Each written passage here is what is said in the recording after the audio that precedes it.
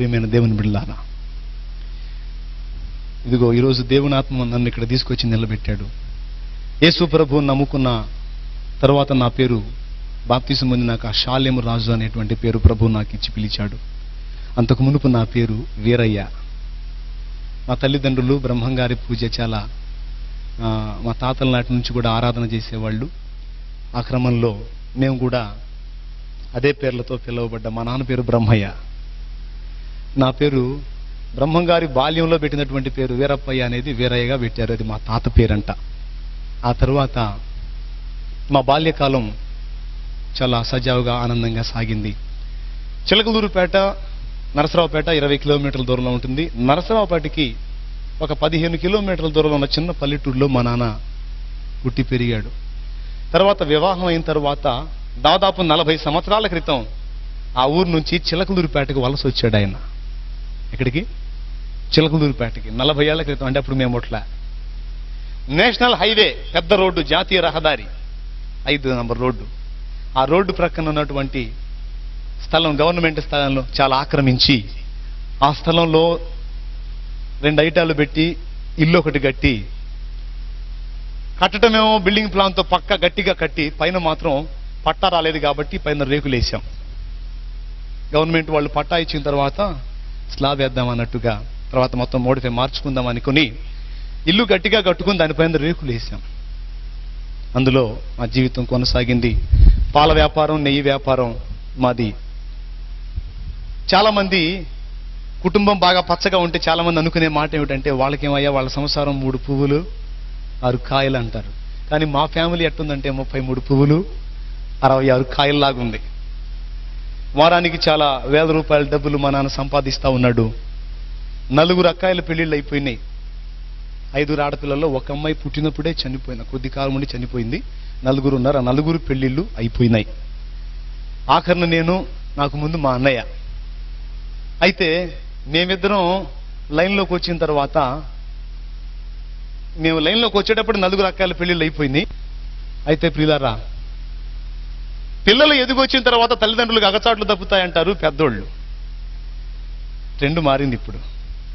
పిల్లలు ఎదిగినాకనే తల్లిదండ్రులకు అసలు అగచాట్లు స్టార్ట్ అవుతున్నాయి. స్తోత్రం. అవునంటారా కాదంటారా? ఆస్తులు పొలాలు తాకట్టు పెట్టి అబ్బాయిని చదివించడానికి పూనుకొని చదివిస్తారు. తీరా చదువు మొత్తం అయిపోయి ఒక పెద్ద జాబ్ రాబోయేటప్పుడు మనోడు అడ్రస్ దొరకడం. ఎక్కడ కనపడతాడంటే పోలీస్ స్టేషన్లో కనపడతాడు. పక్కన అమ్మాయి ఉంటుంది. ఎవరు? పోలీస్ స్టేషన్లో ఉండి ఫోన్ చేపిస్తాడు తల్లిదండ్రులకి. చూసి అవాక్ అయిపోతారు. ఏమిట్రా నువ్వు చేసిన పని? ఉద్యోగం సంపాదిస్తావు, అప్పులు తీరుస్తావు, ఏదో గట్టెక్కిస్తావు అనుకుంటే ఏంట్రా నువ్వు చేసిన పని అంటే, నాకు అమ్మాయి నచ్చింది, నేను అమ్మాయిని పెళ్లి చేసుకుంటానని. ఆడపిల్లలు కూడా తక్కువ తినలా. వెనకటి దినాల్లో పెద్దోళ్ళు చూసినప్పుడు పెళ్లి చేసుకునేవాళ్ళు. ఇప్పుడు అట్లా కాదు, ఓన్ సెలక్షన్. ఎవరికి వాళ్ళే సెలక్షన్ చేసుకుంటున్నారు.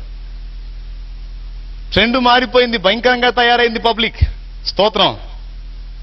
మీరు ఎవరన్నట్టున్నారా? తల్లిదండ్రులు ఉసురు తగిలిద్ది, జాగ్రత్త. ఏం తగిలిద్ది పిల్లలారా? తల్లిదండ్రులు ఉసురు తగిలిద్ది. అలా చేయకండి ఎవరు కూడా. తల్లిదండ్రులకు విధేయత చూపుట యేసు మనకు చూపిన మాదిరి. శిలువ మీద వేలాడుతూ కూడా ఏమన్నాడు? అమ్మా ఇదిగో నీ కుమారుడు అనే తల్లి బాధ్యత నెరవేర్చిన మహోన్నతుడు ఆయన. బాధ్యతలు ఎరిగినటువంటి వాడు. నిన్ను సృష్టించాడు గనుక నువ్వు పట్టించుకున్నా పట్టించుకోకపోయినా నిన్ను పోషిస్తానే ఉంటాడు ఆయన. బాధ్యత ఎరిగిన వాడు. అయితే మేము లైన్లోకి వచ్చిన తర్వాత మా తల్లిదండ్రులకు హింస స్టార్ట్ అయింది. మా అన్నయ్య కోరిక తీర్చడానికి పొలం అమ్మిన డబ్బులతో టీవీ కొనుక్కొచ్చారు మా వాళ్ళు. తర్వాత మా వాడు చదువు మానుకున్న తర్వాత మా అన్నయ్యని పిల్లగాడి వదిలిపెడితే చెడిపోతాడని పాల వ్యాపారాన్ని పంపించారు. అప్పటిదాకా జనానికి అప్పులు ఇవ్వటమే కానీ మేము అప్పు చేసిన దాఖలాలు లేవు. మా సహోదరుడు మొదలుపెట్టిన తర్వాత చిన్నగా అప్పు స్టార్ట్ అయింది. మేము అప్పు చేయటం మొదలుపెట్టాం. అంటే లాస్ స్టార్ట్ అయింది. తర్వాత పెద్దోడు లాభం లేదని చెప్పి నన్ను లైన్లో పెట్టారు. చిన్నోడు కొంచెం తెలివైనోడు, చురుకైనోడు, వీడు బాగా చేసుకొస్తాడంటే మనం డబల్ తెచ్చాం. దేవునికి స్తోత్రం కలుగును గాక. ఏమిటి? అప్పు. 2 అంతల ఆశీర్వాదం అన్నట్టు 2 అంతలు తీసుకొచ్చాం. అంత మాత్రమే కాకుండా మాకు పాడి బర్రెలు ఉన్నాయి, చాలా బర్రెలు. అయితే ఒక్కరోజే మొత్తం పోయినాయండి. సినిమా కష్టాలు అంటారే లోకంలో, బైబిల్లోనే ఏబు కష్టాలు. ఎవరన్నా బాధపడుతుంటే దగ్గర చేరి, ఏ బడ్డట్టు పడుతున్నావమ్మా, అంటారు కదా. అట్లానే ఒక్కొక్కటి అన్ని పోతా ఉంటే మా కుటుంబీకులకు ఒక డౌట్ వచ్చింది. ఏమిటా డౌట్ అంటే, పచ్చగా పాల పొంగులాగా వచ్చే మన సంసారం ఎందుకు ఇట్లా ఇదైపోయింది అని చెప్పని మా వాళ్ళు ఏం మొదలు పెట్టారంటే, మనకెవరో మనం పచ్చగా ఉంటే చూసి ఓర్వలేక మనకెవరో ఏం చేశారు, ఆహా ముందుగానే మన వాళ్ళు అందుకున్నారు, దేవుని స్తోత్రం, చేశారు అనేటువంటి డౌట్తో ఆ చేతబడి తిప్పేసేటువంటి మాంత్రికుల కోసం తిరగని ప్లేస్ లేదు. ఫలానా చోట మంచి మాంత్రికుడు ఉన్నాడంటే ఎంత ఖర్చు అయినా సరే, అసలుకే అప్పులు అయి ఉన్నాయి, అప్పులు అప్పు అనుకోవటం పోవటం, పోయినోడల్లా ఊరికి ఎందుకు వదిలిపెడతాడు, మెళ్ళ ఒకటి, చేతికి ఒకటి, మొలతరాడుకోటి, కాలుకోటి, మొత్తం 4 తగిలించి పంపించేవాళ్ళు. స్తోత్రం. అమ్మ బాగా వినండి అమ్మా, దేవుడిని నమ్ముకున్న వాళ్ళు కూడా చాలా మందికి చేదస్తా ఉంది, బాగా వినండి తల్లులారా. అలాగూ నేను 3 సందర్భాల్లో మీకు సాదాసీదాది కాదు గట్టిగా చేశారు కాబట్టి మీకు ఫలానా ప్లేస్లో మీకు వ్యవహారం చేయాలని చెప్పని ముమ్మారు తీసుకెళ్ళి, ఆ పొలిమేర అంటారు చూడండి, ఊరికి ఆ ఊరికి మధ్యలో ఉంటాయే, అలాంటి దగ్గర తీసుకెళ్ళి ముగ్గు గిగ్గు వేసి భయంకరమైన పనులన్నీ చేసి 3 సార్లు చేశారు. 3 సార్లు చేసినా లేదు, 30 సార్లు చేసినా లేదు, మా బ్రతుకు మారలేదు. కారణం ఏంటో అర్థం కావట్లా. ఇక మా పరిస్థితి వస్తే 4 ఆడపిల్లలు పెళ్లిళ్ళు అయిపోయినాయి, వెళ్ళిపోయారు కదా, ఇంకా ఉన్నది ఎవరు? 4 మేమే, మా అమ్మ, మా నాన్న, నేను, మన 4 అక్క వాళ్ళదాన్ని అక్క వాళ్ళు వెళ్ళిపోయారు. ఉన్న మేము 4 అయితే 4 ఆటం బాంబులే. కలిసి అన్నం తిందామని చెప్పని అన్నం పెట్టుకుంటాము, అన్నం పూర్తి కాకముందు అక్కడి నుంచి కొట్టుకొని లెగుస్తాం. జరిగేది ఏంటో అర్థం కాదు. ఒక అరగంట అయిన తర్వాత మళ్ళీ మొత్తం ఒక దగ్గర చేరి అసలు ఏం జరుగుతుంది మనకి అని తెగ బాధపడేవాళ్ళం, ఏడ్చుకునేవాళ్ళం. తర్వాత మాంత్రికుల చుట్టూ తిరిగి తిరిగి తిరిగి విసిగి వేసారిన తర్వాత ఇక మాంత్రికులు కాదు అని చెప్పని నిర్ణయానికి వచ్చినప్పుడు అగచాట్లను బట్టి ఇళ్ల పక్క వాళ్ళు భలే ఇస్తారు సలహా. ఏం చర్చి అమ్మా, ఏం పాస్టర్ అమ్మా, ప్రార్థనని పోతానో, ఏం తగ్గింది ఏంది, ఒక్కసారి రా, ఆయన ఏందో ఊరకు మొహం చూసి చెబుతాడంట, ఆయన కనపడేట్టు పోతావా ఏంది, గుట్టుకు పోతాం, రాంగ్ ఎందుకు చెప్తామంట, అవునా కదా, గుట్టుగా పోయొద్దామయ్యారా, జాగ్రత్త. అయిపోయింది ఆ సెక్షన్. ఇళ్ల పక్కన వాళ్ళు చేరి ఇంకొక ఐడియా ఇచ్చారు మాకు, మీరేందో చేతబడి పోతబడి అని తిరుగుతారు, అది కాదు, అసలు మీకు వాస్తు దోషం ఉందన్నారు. ఏం దోషం? అప్పుడు ఇక మా పైచం అటు మారి ఇటు పడ్డది. ఇక మేము ఉన్న ఇంటికి వెళ్ళి చూసుకోవడం మొదలు పెట్టాం. ఫలానా చోట మంచి సిద్ధాంతం ఉన్నాడంటే ఎంత ఖర్చు అయినా సరే పోయేది, తీసుకొచ్చేది. ఆయన గారికి అవసరమైతే కారు అయినా పెట్టుకొని తీసుకొచ్చేది. మా పని అయిపోయిందని జనానికి తెలియదు, అడిగిన చోటల్లో అప్పిస్తున్నారు. తీసుకొచ్చి సిద్ధాంతాలు తీసుకొస్తే ఇప్పుడు ఇక్కడ కూడా ఉన్నటువంటి వాళ్ళ కొంతమందికి ఆ వాస్తు విషయంలో ఆలోచన ఉంది. అవసరం లేదండి, మనకి అది నమ్మాల్సిన అవసరము లేదు, తర్వాత నేను తెలుసుకున్నానులే. అయితే అప్పటికి మాత్రం వాస్తు దోషం వల్లనే ఇలాంటి దుష్ఫలితాలు వస్తున్నాయని ఆలోచించి సిద్ధాంతం తీసుకొస్తే వచ్చినోడు వరకు ఎందుకు పోతాడు, ఆ కిటికీ ఆడ ఎందుకు పెట్టారు అనేవాడు.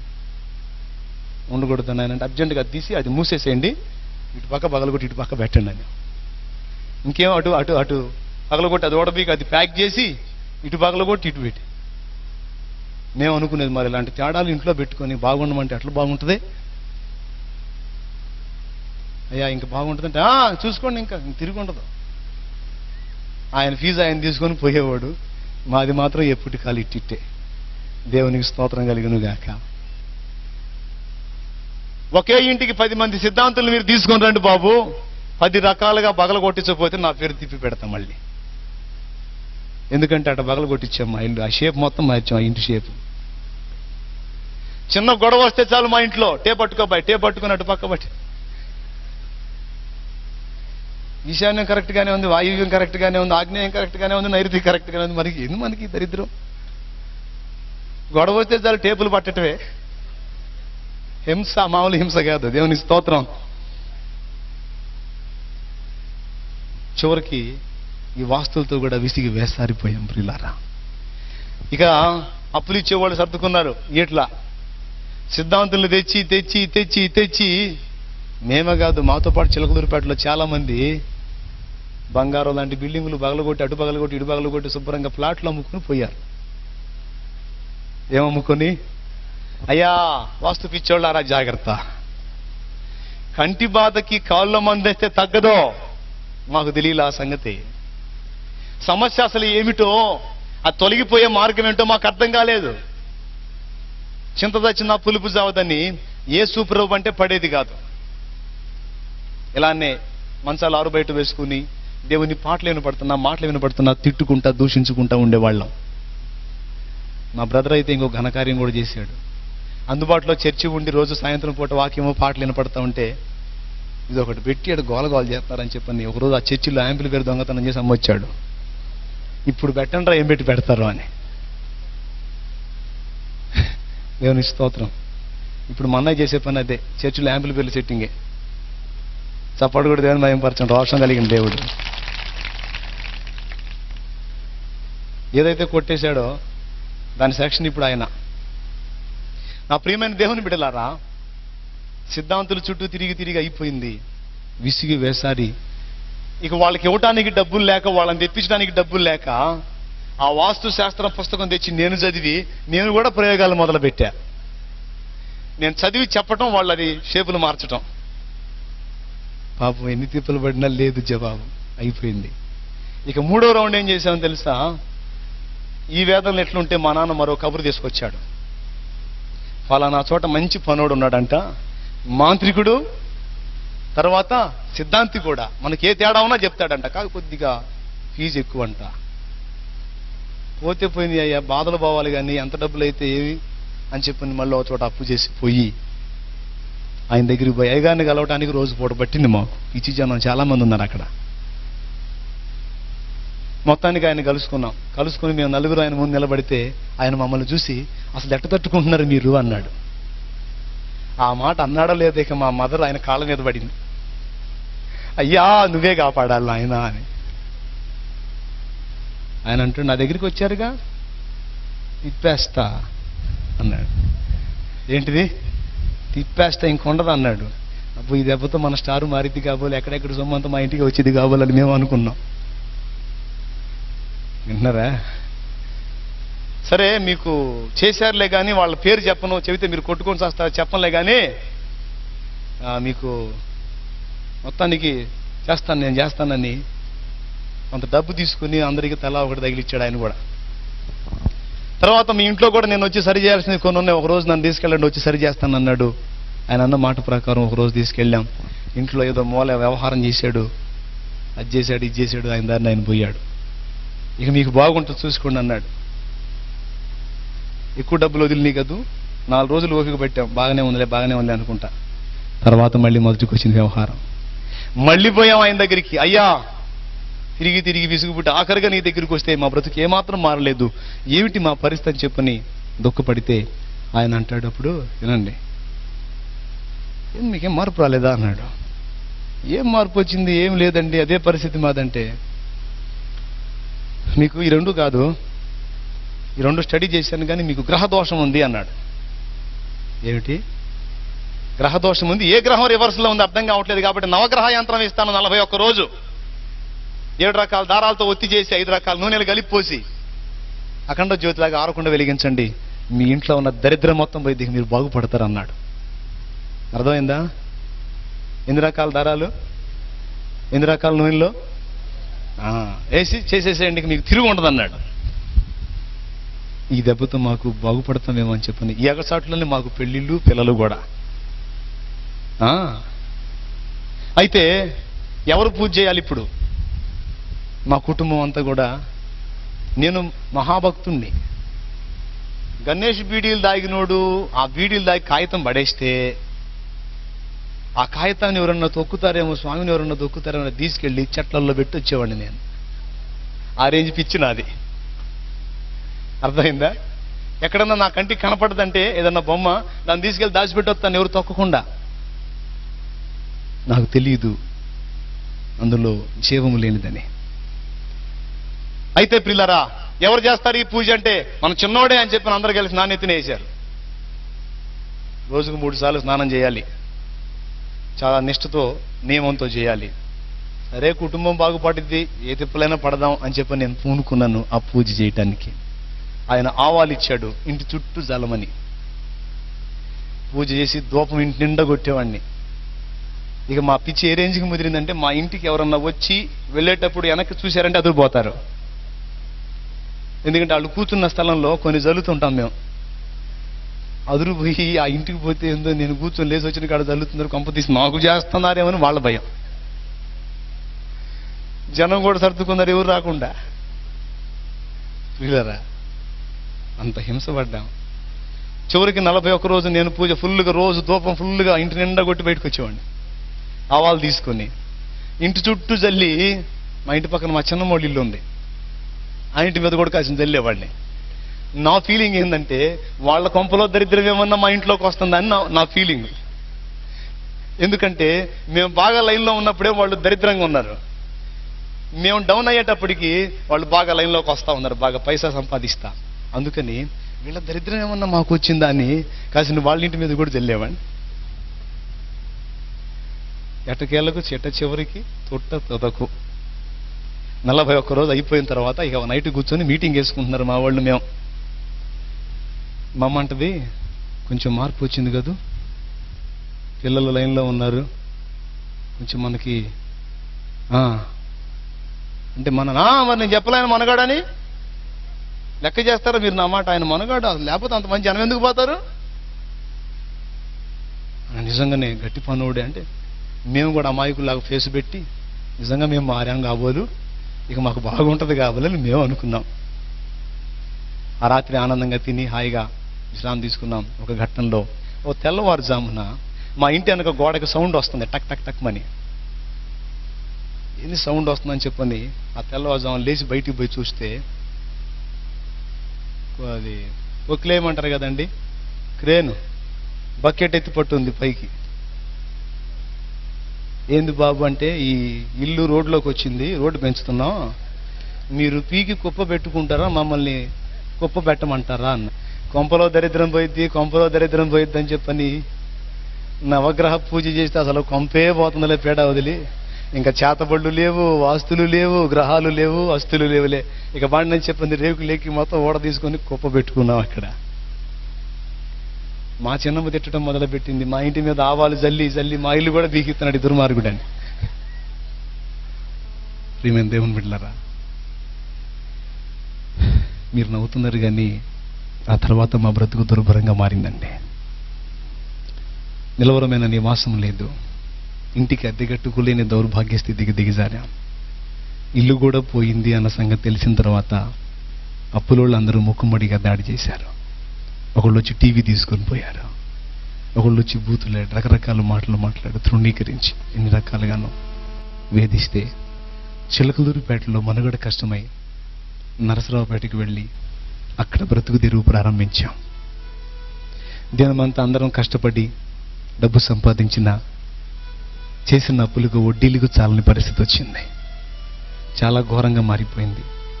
మా పసిబిడ్డలకు పట్టెడన్నం తృప్తిగా పెట్టలేని దౌర్భాగ్య స్థితికి దిగజారాం. అవునండి, అంత మాత్రమే కాదు, పసిపిల్లలకు ఏదన్నా తినిపిద్దామని 10 రూపాయలు కొనుక్కొద్దామన్నా కూడా వడ్డీ వాళ్ళు ఎక్కడ అల్లరి చేస్తారో. అప్పులు ఎంతమందికి ఉన్న వీళ్ళు చేతులు ఎత్తండి, అప్పులు ఉన్న వాళ్ళందరూ చేతులు ఎత్తండి, చెప్తా. ఉన్నాయా? మీ అప్పులన్నిటినీ నా ప్రభు యేసు నామమున తొలగించును గాక. ఎందుకంటే వ్యాధుల కంటే కూడా ప్రమాదకరం అప్పండి. అవును, వ్యాధిగ్రస్తుడన్నా కాసేపు కాతే కాసేపు అయినా కనీసం ఆ టాబ్లెట్ వేసుకున్నప్పుడన్నా ప్రశాంతంగా నిద్రపోతాడేమో కానీ అప్పులు ఉన్నోడికి మనశ్శాంతి ఉండదు. తిన్నది వంట పట్టదు, ఎక్కడ అవమానపరుస్తారు, ఎక్కడ అల్లరి పాలవుతాను, అభాస్ పాలవుతానని అల్లాడిపోతుంటారు. మీలో ఎంతమందికి ఉందో లేదు తెలియదు కానీ మేము పడ్డాం. అప్పటిదాకా పూసుకొని రాసుకొని నీ బంధువుని నీ చుట్టానని తిరిగిన వాళ్ళు వరస తప్పేటప్పటికీ ఎవరు రాలేదండి, ఎవరు రాలేదు. వీళ్ళకి కనబడితే ఎక్కడ డబ్బులు అడుగుతారు అని చెప్పని మొఖం చాటేసి తిరగటం మొదలుపెట్టారు. ఈ బాధలో మేము ఉండి అప్పుల చేత ఒక పక్క సతమతం అవుతుంటే పిడుగు లాంటి వార్త మరొకటి. 2002వ సంవత్సరం జనవరి 14వ తారీఖున మా 4 అక్కయ్యల్లో 4వ అక్కయ్య 3 చిన్న చిన్న బిడ్డలు ఆమెకి జనవరి 14వ తారీఖు సంక్రాంతి పండుగ రోజు నిండు ముత్తైదువులుగా అలంకరించుకొని అమ్మవారికి పూజ చేసి తలంటూ స్నానం చేసి చక్కగా మంచి బట్టలు కట్టుకొని పిల్లలకు కూడా మంచి బట్టలు కట్టి పిండి వంటలు చేసి వాళ్ళకి తినిపించి మధ్యాహ్నం పూట మరి టీవీలో అప్పుడు ఆమె ఆరాధించేటువంటి ఆ విగ్రహాలు నాటికి వస్తుంటే చూస్తా బట్టలు పిండుకుంటా ఉంది. సంక్రాంతి అప్పుడు అక్కడ గాలిపటాలు ఎగరేస్తారు హైదరాబాద్లో.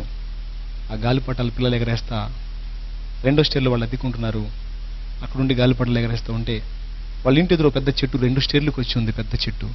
ఆ చెట్టులో తగులుకుంది గాలిపటం. ఆ గాలిపటం తీసిమని కొడుకు తల్లిని అడిగాడు.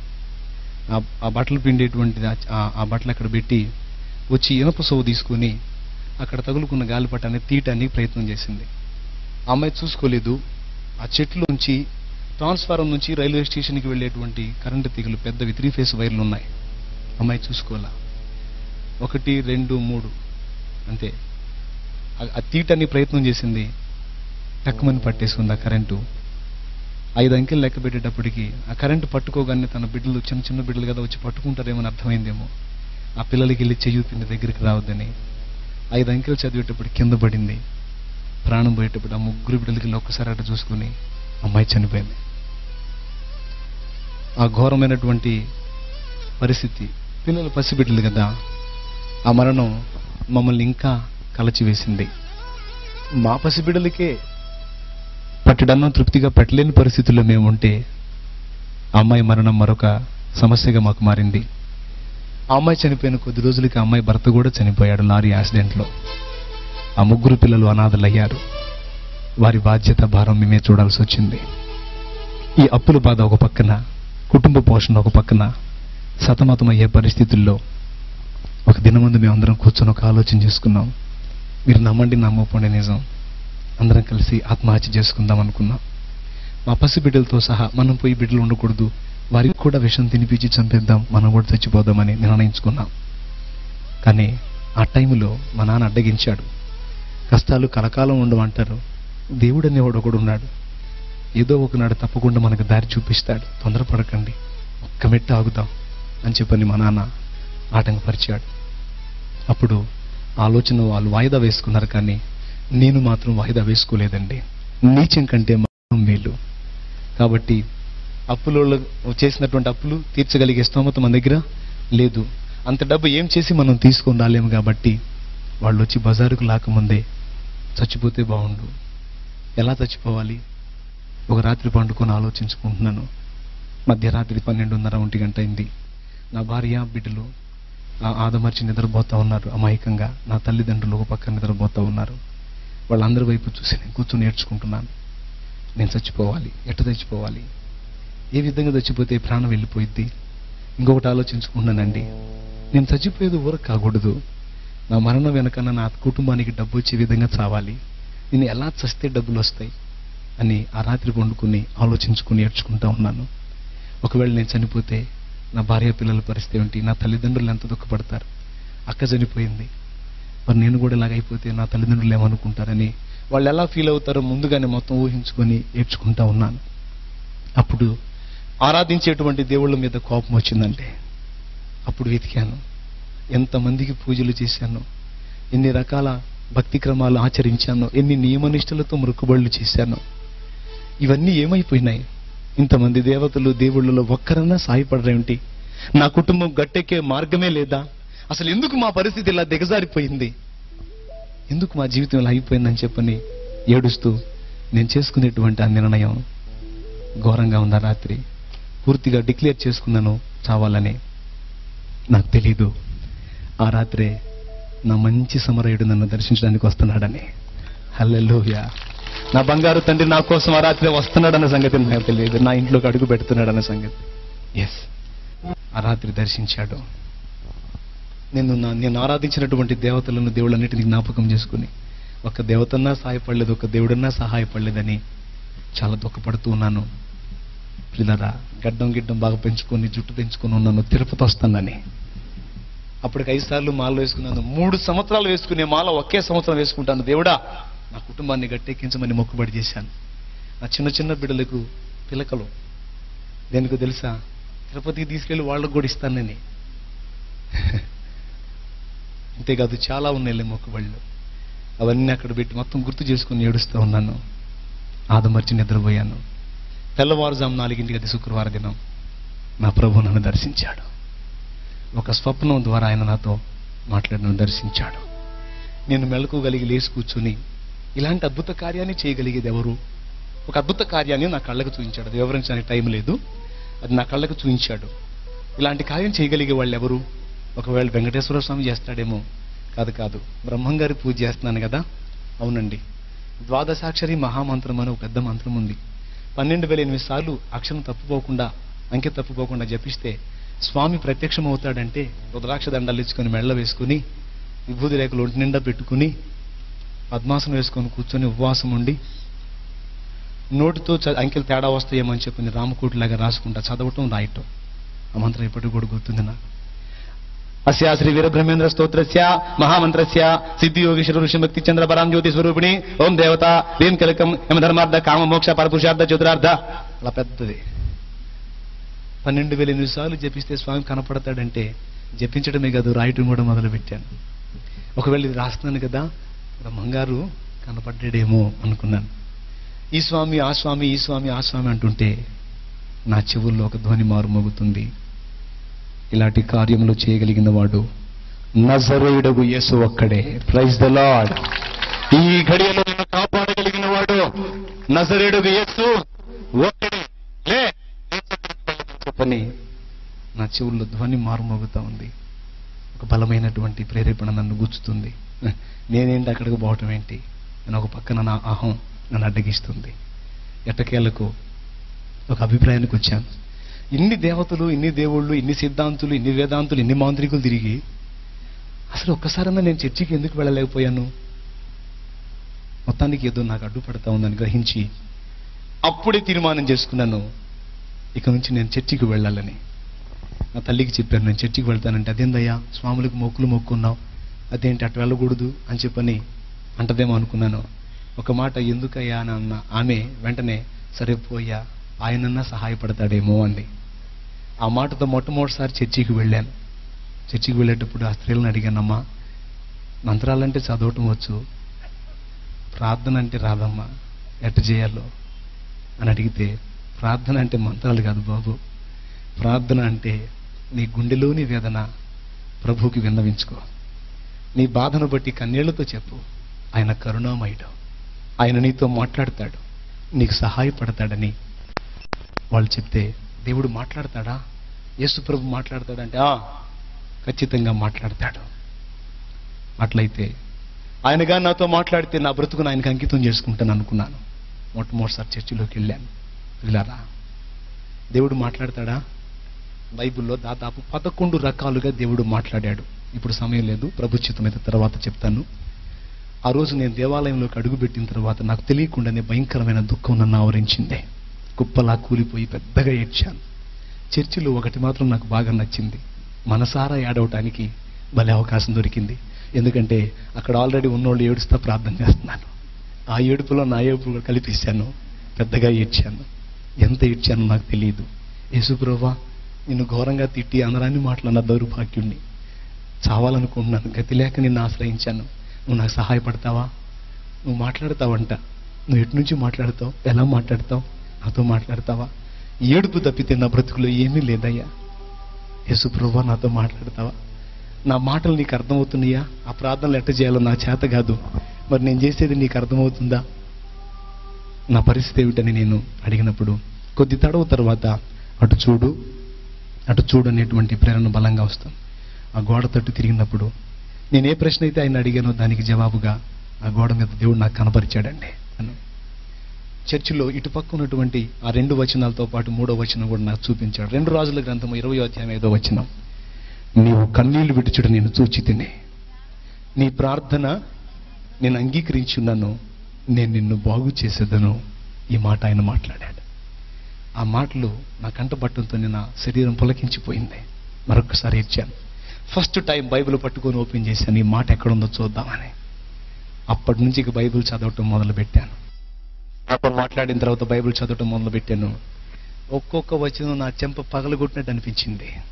వ్యభిచారం చేస్తే కాదురా, ఆ చూపు చూసి నా పాపమే. 2 రూపాయలు ఇచ్చి డబ్బా కొట్టడం కాదు, 2 లక్షలు ఇచ్చి నా కుడి చేతితో ఇచ్చేది ఎడమ చేతికి. భక్తి చేసేది జనం చూడాలనే వేషధారణ కాదురా. నువ్వు చేసే భక్తి నాకు మాత్రమే తెలిసే విధంగా జాగ్రత్త పడాలి. మనుషులు చూడాలని చేయకూడదు, నేను చూడాలని చేయాలి. ఏ పనైనా ఒక్కొక్క మాట నన్ను తాకటం మొదలుపెట్టింది. నేను యేసు ప్రభు దగ్గరికి వెళ్ళి మొట్టమొదటి అడిగాను, ప్రభువా, మేము ఇంత శ్రమ పడటానికి వాస్తు తేడానా, చేతబడా, లేకపోతే గ్రహదోషమా అంటే ప్రభు చెప్పిన మాట ఏమిటంటే, ఈ మూడు మీ మీద పని చేయాలన్నా, లేకపోతే ఇది కాకుండా మరి ఏదైనా మీ మీద దాడి చేయాలన్నా అన్నిటికంటే ప్రాముఖ్యంగా మీకు పాపదోషం ఉంది అన్నాడు. మీకే కాదు, సర్వమానవాళికి పాపం ఉంది. ఆ పాపం వల్లనే ఇహ సంబంధమైన శ్రమ, నరకం, ఆ రెండింటినీ తప్పించడానికే నేను వచ్చాను. రా, నా రక్తములో నీ ప్రతి పాపాన్ని కడుక్కో, నీకు నూతన జన్మ అనుభవంలోనికి రా, నీ జీవితాన్ని నేను బాగు చేస్తానని నా ప్రభు నాతో మాట్లాడాడు. 14 కూటానికి వెళ్ళలేదు, 14 ప్రసంగాలు నేను వినలేదు. 4 ఆదివారాలు చర్చికి వెళ్ళాను. 5వ వారం ఇట్లా సభ పెట్టారు. ఆ సభలో పిలుపునిచ్చారు, ఎవరైనా మీ పాపాలు కడుక్కోవటానికి, మారు మనసు పొంది బాప్తీసం పొందడానికి ఎవరైనా సిద్ధంగా ఉన్నారా అంటే, బాబు నేను పొందుతానయ్యా